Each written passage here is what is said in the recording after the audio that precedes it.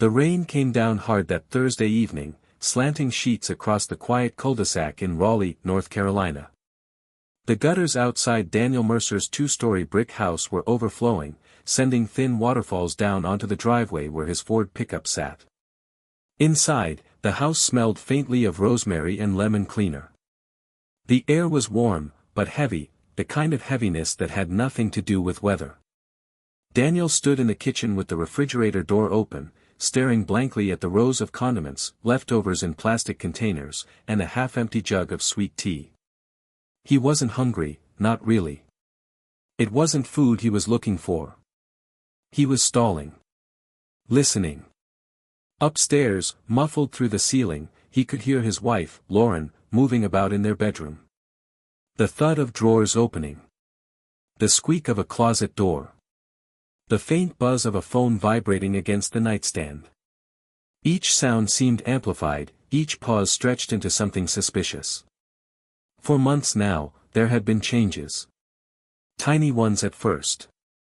Lauren had started wearing perfume again, the same lilac-scented kind she used to wear in her 20s, back when they'd first started dating. At first, he thought it was sweet, nostalgic.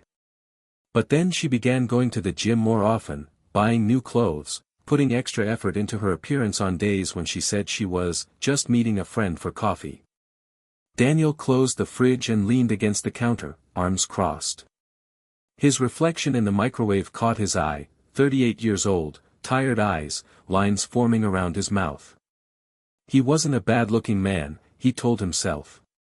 He worked hard, managing construction projects across Wake County, often leaving before sunrise and returning after dark. He provided. He was steady. That used to be enough.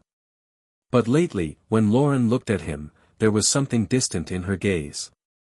A softness replaced by calculation, like she was holding something back. The phone buzzed upstairs again. A quick, sharp vibration.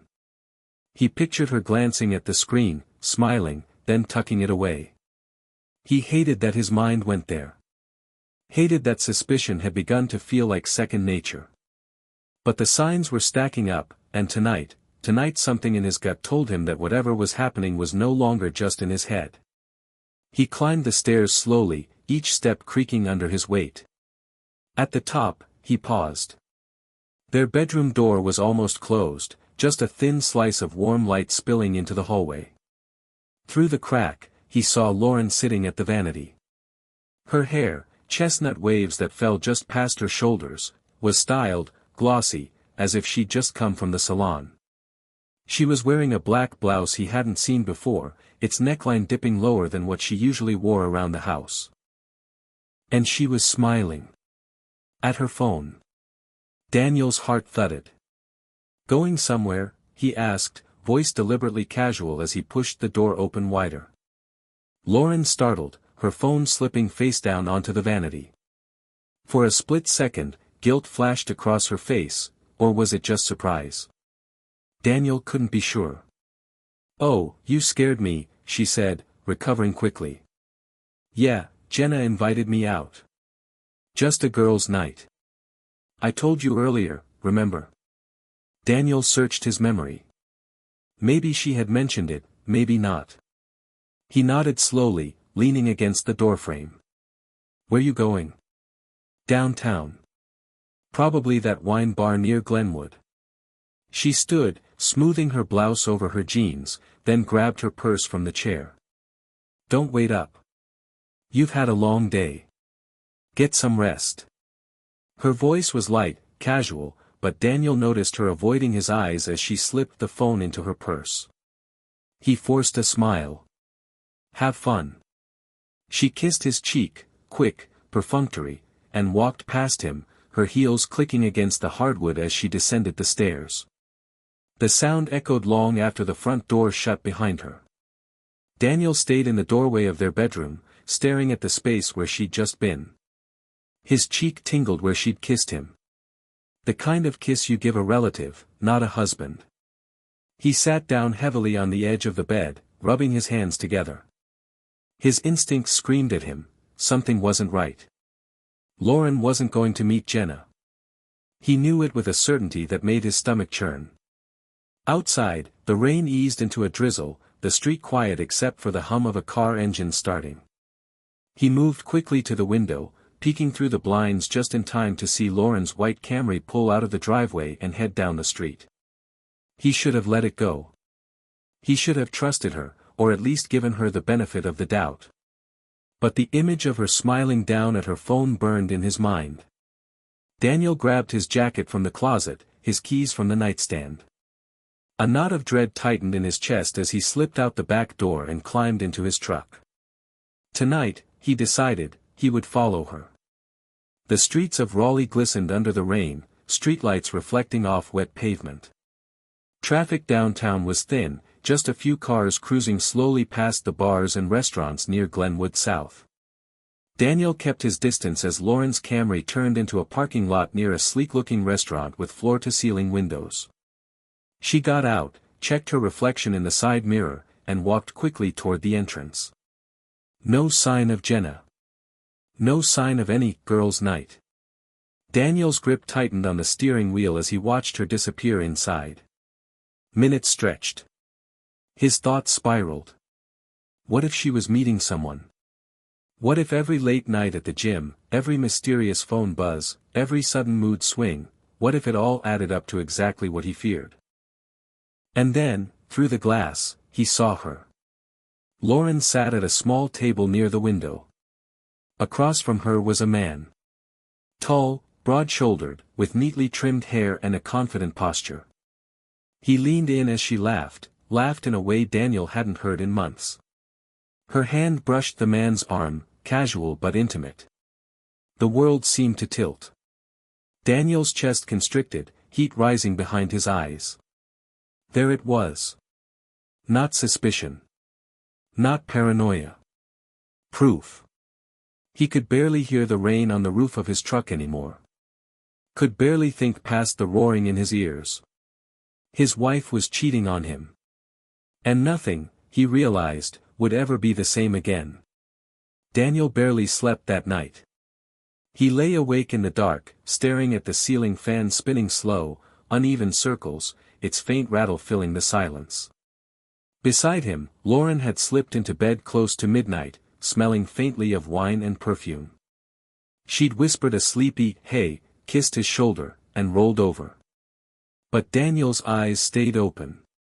His mind replayed every detail of what he'd seen at the restaurant, the man's hand resting too close to hers, the laughter that came so easily, the sparkle in her eyes that she hadn't given him in months. By dawn, his pillow was damp with sweat. Morning routines in the Mercer household used to be simple, even comforting. Lauren liked to brew coffee in the French press, humming along with the local country radio station. Daniel would fry eggs or pour cereal, and they'd sit at the kitchen table together while the sun came through the blinds. But lately, everything felt choreographed. Like actors repeating lines they didn't believe anymore. That Friday morning, Lauren moved about the kitchen with her back to him, hair tied neatly in a ponytail, her blouse crisp and new. She poured herself coffee, checked her phone twice, and avoided his gaze. "You're up early," Daniel said, trying to sound casual. "Yeah, I've got a lot to do at the office." She smiled faintly, but her tone was distant. "Big project this week." He studied her carefully. She worked as a marketing manager for a tech startup in downtown Raleigh. The hours had always been demanding, but in the past, she'd come home eager to vent, to share details of her day. Lately, though, her work stories had vanished, replaced by vague comments and tired excuses. "You're really throwing yourself into it," Daniel said, sipping his coffee. "Must be stressful." Lauren nodded, slipping her phone into her purse. "Yeah. It is." He wanted to ask her straight out, who was that man? But the words stuck in his throat. His chest felt heavy, as if speaking them aloud would make the betrayal permanent. Instead, he forced a smile. "I'll be working late too. New housing development off Six Forks Road. The contractor's a mess." She kissed him quickly on the cheek, like she always did now, and was gone. The door closed. Her car engine faded down the street. Daniel sat in silence for a long while. The coffee tasted bitter. At work, the smell of sawdust and wet concrete usually grounded him. He managed crews with a steady hand, making sure deadlines were met, blueprints followed, budgets not blown apart. But that day, his concentration frayed. He kept replaying Lauren's laugh, the way her hand brushed against the stranger's arm. "Boss, you okay?" one of the younger guys, Miguel, asked as they checked the foundation pour. Daniel blinked, realizing he'd been staring at the rebar without speaking. "Yeah. Just tired." The lie felt heavy. By lunchtime, he couldn't take it anymore. He drove his truck to a quiet corner of the lot and pulled out his phone. With shaking hands, he scrolled through the White Pages app, searching for a private investigator. The first number he dialed went to voicemail. The second, a woman answered. "Whitman Investigations." Her voice was calm, professional. Daniel hesitated, then swallowed hard. "Yeah. I need to hire someone. To follow my wife." There was silence on the line for a moment, then the woman replied gently, "Why don't you come by our office this afternoon? We can discuss details in person." Daniel agreed. His chest tightened with guilt, but also with grim relief. If Lauren was lying, if she was betraying him, he'd have proof. No more guessing. No more sleepless nights. That evening, Lauren returned home late. Too late. Daniel was sitting on the couch, the TV muted, watching headlights flicker through the living room blinds. When she finally came in, her smile was bright but forced. "Sorry, the meeting ran over," she said, dropping her purse by the door. Her heels clicked against the floor as she headed for the kitchen. He caught a whiff of her perfume, stronger than usual, layered to cover something else. "Hungry?" she asked over her shoulder. Daniel's throat felt dry. He wanted to ask, "Who were you really with?" But instead, he said, "Already ate." She poured herself a glass of wine, sat across from him on the couch, and scrolled through her phone. Her laughter earlier that night at the restaurant echoed in his mind. He studied her face, the curve of her smile, the faint flush in her cheeks, and realized with crushing certainty that she was living a double life. He excused himself, went upstairs, and lay in bed, waiting for her to join him. When she finally did, she slipped under the covers without a word. Her back turned to him. Daniel stared at the ceiling in the dark. The ceiling fan hummed. His hands curled into fists beneath the sheets. Tomorrow, he told himself. Tomorrow, the truth begins. 2 days later, he sat in a quiet office above a strip mall on Hillsborough Street. The blinds were drawn, the air smelled faintly of coffee and printer ink. Across from him, a woman in her 40s with sharp eyes and neatly tied hair introduced herself. "I'm Karen Whitman. You're Daniel Mercer." He nodded, clasping his hands tightly. She leaned forward, pen poised above a notepad. "Tell me what's going on." So he did. He told her about the changes in Lauren's routine, about the perfume, the late nights, the mysterious laughter at the restaurant. His voice cracked more than once, but he forced himself through it. Karen listened without judgment. Finally, she said, "We'll tail her. Discreetly. If there's something to find, we'll find it." Daniel nodded. His stomach twisted. He hated himself for being here, for turning their marriage into a case file. But he needed the truth. Without it, he felt like he was drowning. Over the next week, life at home grew even more strained. Lauren's excuses piled up: work dinner, late meeting, gym closed, went to a new one. Each time, Daniel nodded, played the role of trusting husband. Each time, his heart sank deeper. He started noticing little details he'd missed before. Lipstick stains on napkins stuffed into her purse. A hotel key card tucked into the pocket of her coat. Messages on her phone she'd swipe away the moment he walked into the room. At night, he lay awake listening to the faint hum of her breathing, wondering whose name she whispered when he wasn't around. Meanwhile, Karen kept him updated.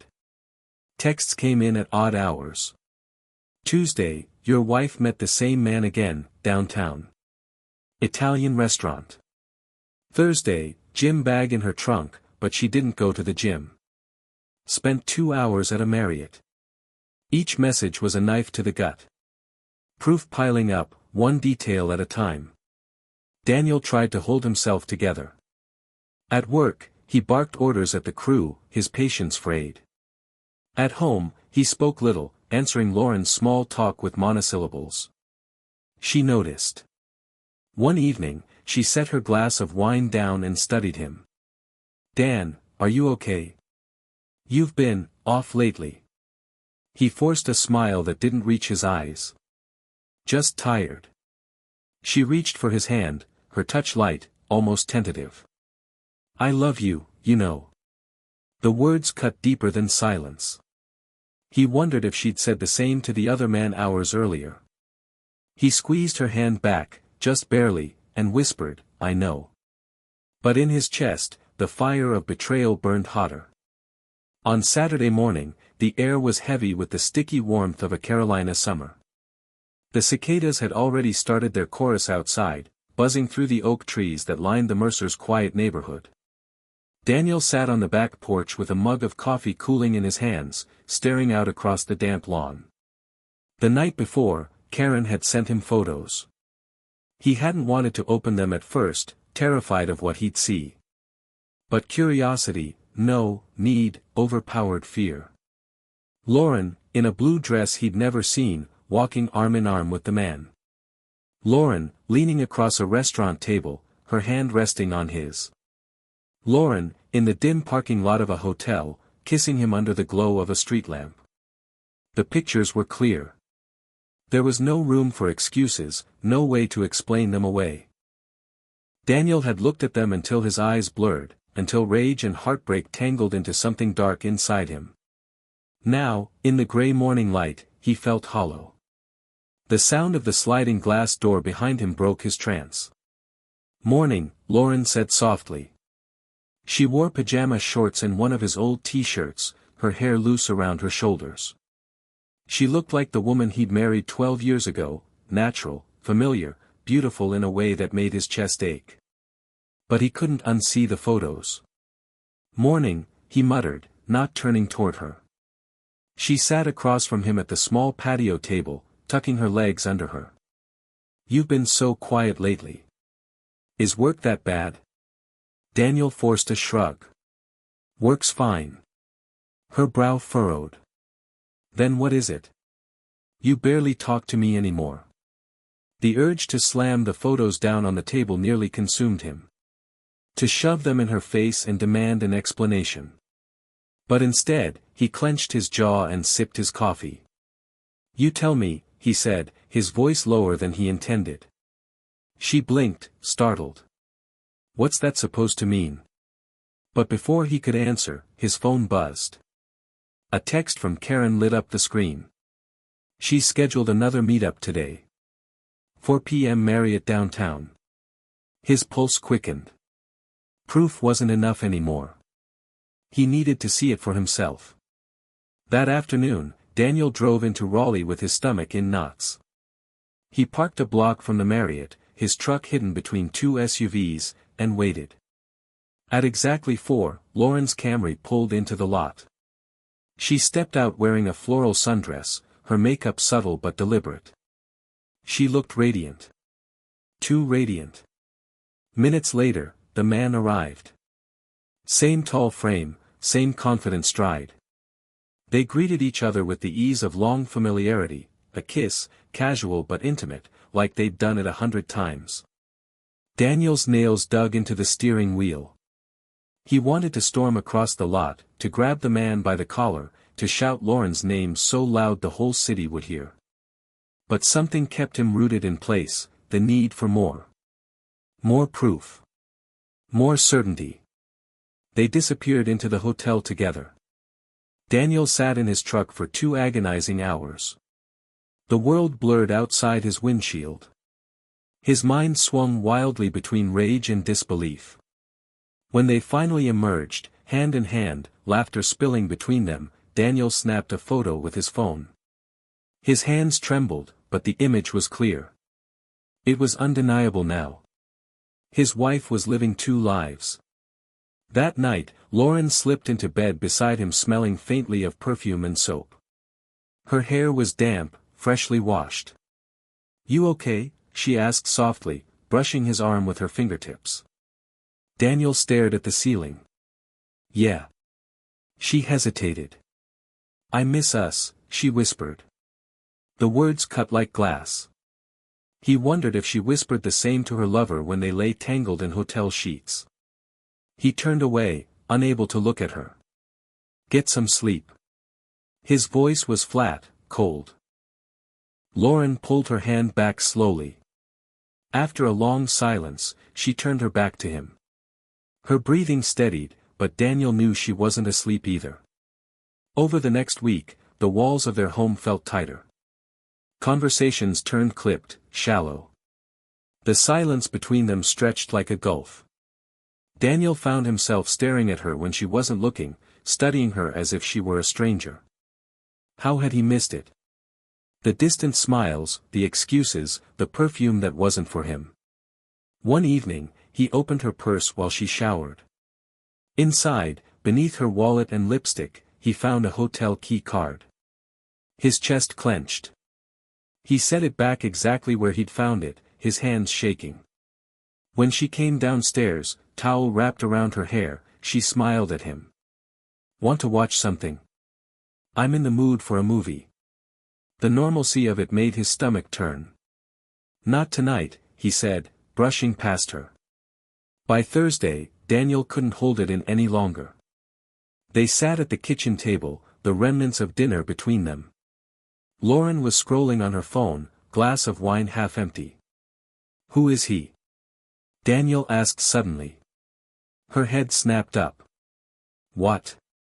He leaned forward, his eyes locked on hers. "Don't play dumb, Lauren. I know. I've seen you." Her face drained of color. For a long moment, she didn't speak. Her phone slipped from her hand onto the table. Dan. Don't lie to me." His fist slammed the table, rattling the wine glass. "I followed you. I saw you at the hotel. I have photos." Tears welled in her eyes. She pressed her hands to her mouth, shaking.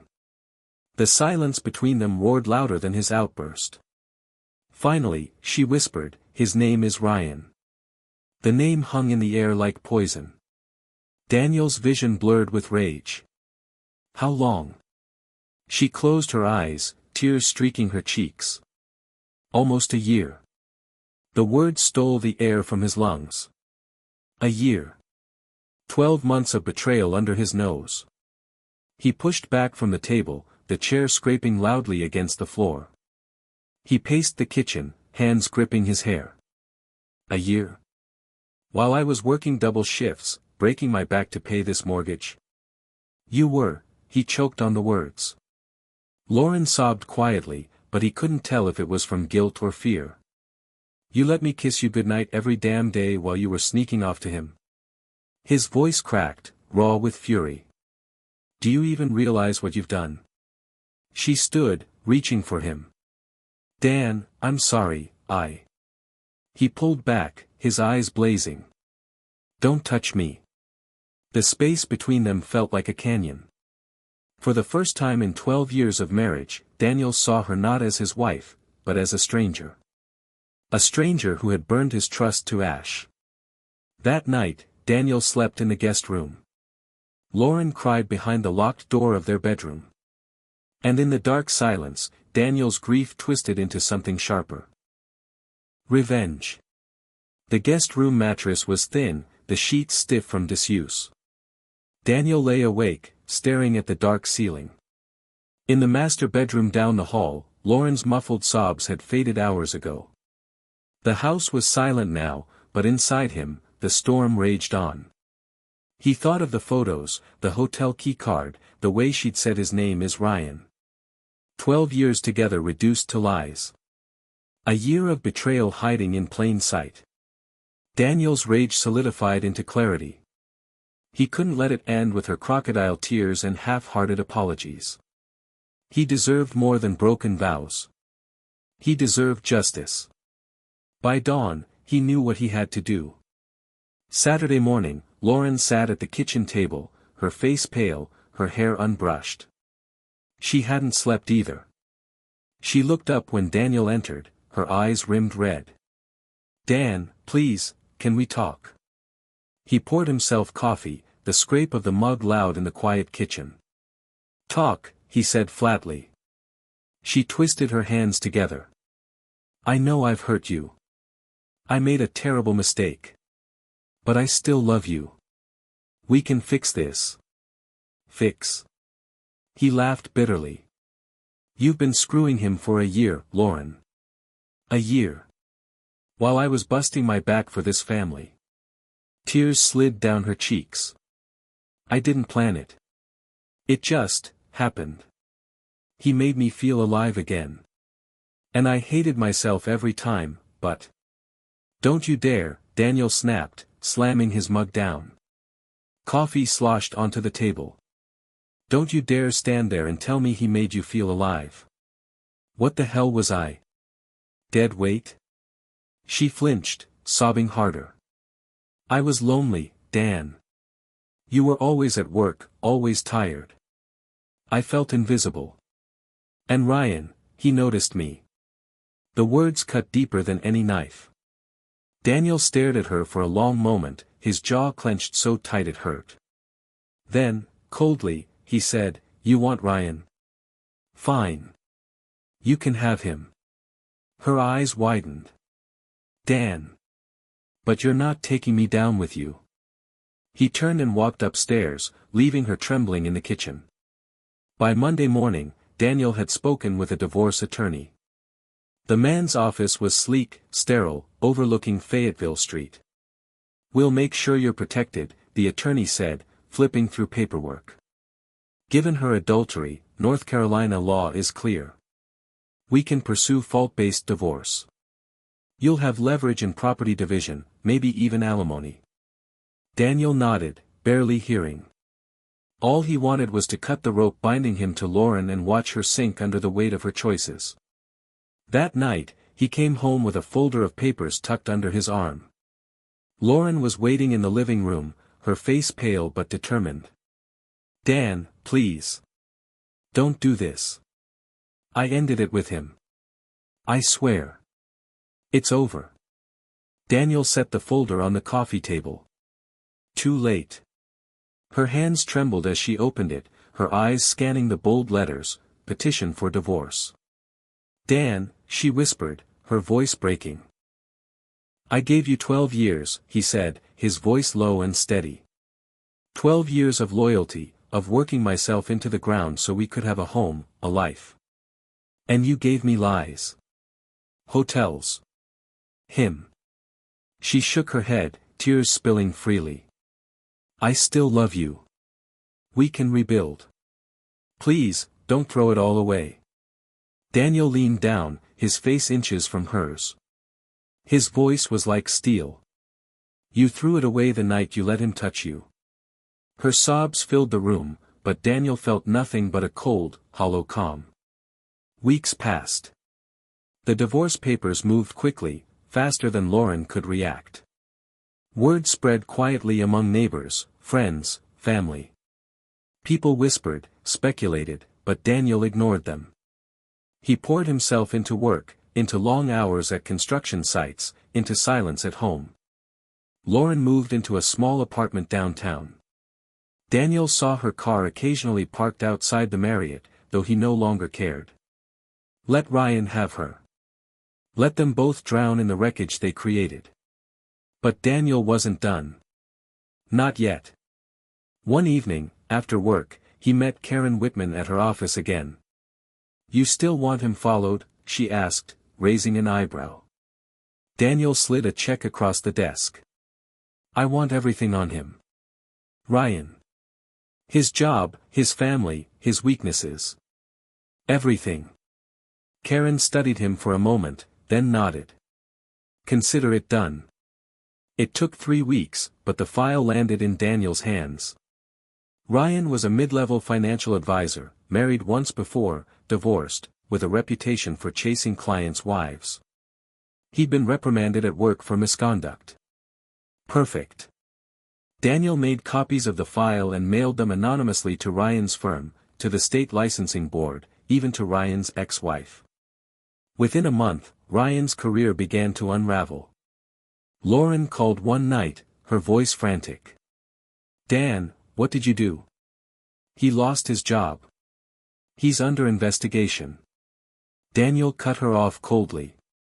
Actions have consequences. She gasped, then whispered, you wanted revenge. He ended the call without another word. By fall, the divorce was finalized. The house belonged to Daniel. The accounts were split, but thanks to fault-based grounds, he walked away with far more than she did. One crisp October evening, he stood on the porch, watching the sunset bleed orange and pink across the Raleigh sky. The house was quiet, empty, but it was his. For the first time in months, he felt a strange peace. Lauren was gone. Ryan was ruined.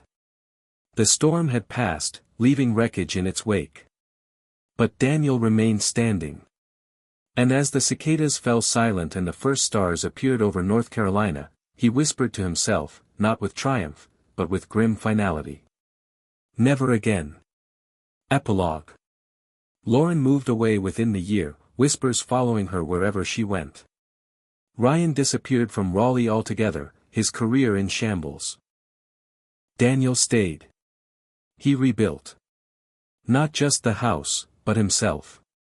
He carried the scars, yes, the betrayal, the rage, the hollow nights. But he carried something else too, the knowledge that even in the face of heartbreak, he hadn't been destroyed. And sometimes, late at night when the air was still and the cicadas sang, he sat on the back porch with a mug of coffee and let himself breathe again. The past was gone. The future, at last, was his.